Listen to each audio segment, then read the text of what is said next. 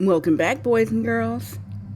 My name is Harley, and I am the Gravedigger Queen. Today is kind of special.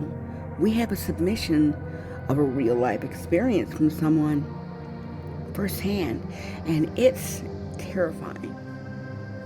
It's called Grandma's House. I was maybe 14 when it all started, so I also learned that this was common at that age. Hauntings, puberty, it tends to trigger it. I remember that day clearly. My grandmother, whom I lived with at that time, was going out of town, so needless to say, being a latchkey kid, this was awesome. I was going to have her giant house all to myself, and it wasn't to party or smoke weed. It was just what seemed to be a badge of honor. Well, the day came and we said our goodbyes. It was just me and my dog, a German Shepherd Collie mix. Okay, this is going to be kind of funny. Her name is Rio. Yeah, it was like the Duran Duran song. So, I'm dead asleep. And it was maybe 3 a.m. And I hear this loud boom! And the house shook. It felt like someone had come in through the upstairs window. Yet no sensors went off. Nothing. The sound of heavy boots slamming onto the floor. Now, let me paint a picture for you so you understand. If you came in that front door, a sensor went off. A loud beep. Then you had to walk through the dining room to get through the hall. Now, I was in my grandmother's room and it connected with said hall. Back door, same. The sensor would go off, loud beep.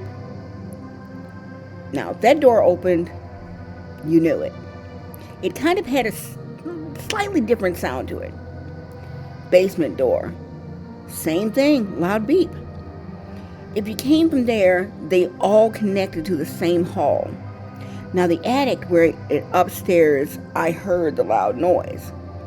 It had no sensor.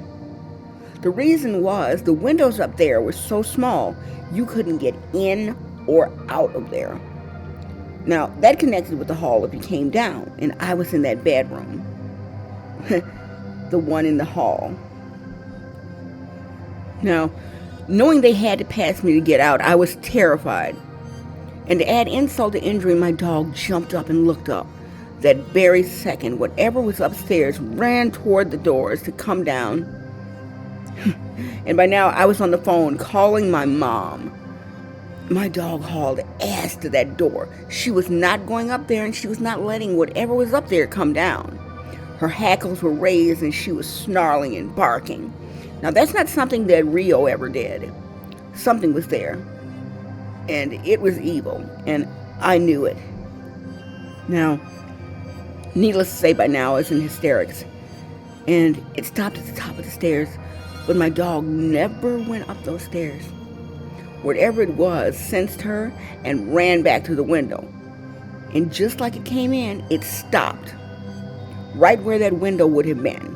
There was no way in hell it could have gotten out. Not in that window.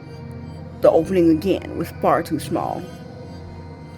About 10 minutes later, my mom showed up with some coworkers and they searched high and low.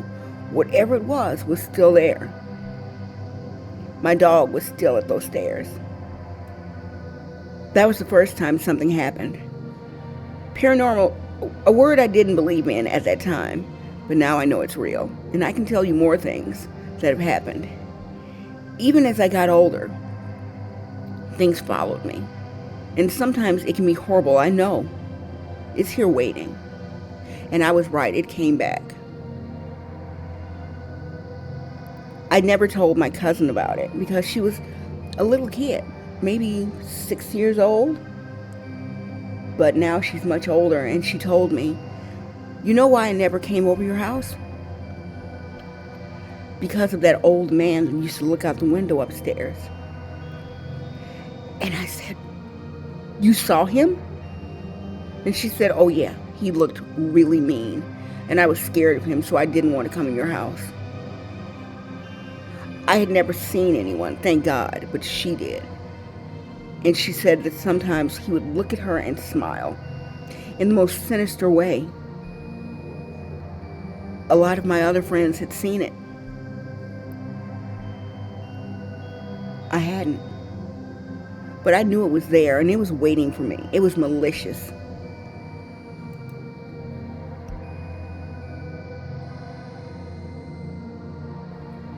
One of my final times in that house, I went back to pick something up.